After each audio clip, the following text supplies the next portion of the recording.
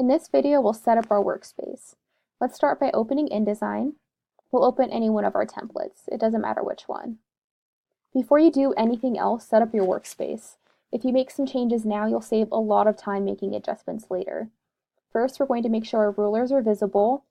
If they're ever not visible, you can right-click anywhere and click Show Rulers. You also want to make sure your rulers are measuring in inches, which you can do by right-clicking on them and selecting inches. You will have to do this on both axes individually. Next, we'll come up to View, Display Performance, High Quality Display.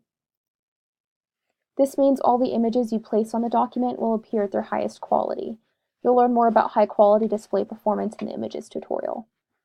Next, we'll open up our windows. Let's start with all of our type windows. We'll come up to Type, we'll select Character, then we'll select Paragraph. Then we'll come up to Window, select Color, Control, Links, Pages, Stroke, and Tools. Some of these may already be selected, you just want to make sure you have all of them. These are all the windows you'll need. If you ever need another window, you can always just come back up here and select it. You can refer back to the InDesign Basics tutorial for a refresher on the functions and tools of each of these windows. Now let's organize our windows. Grab the header and drag it over to the side.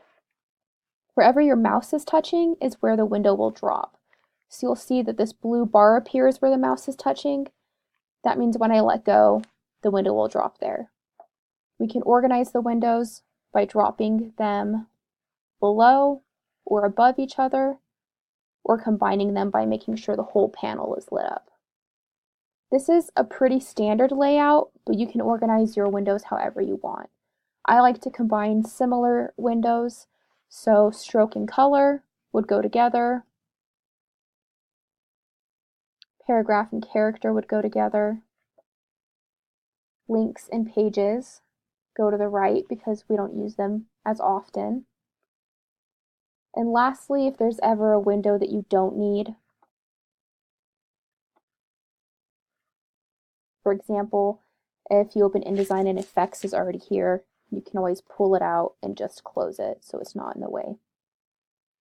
Now you're all ready to start using InDesign.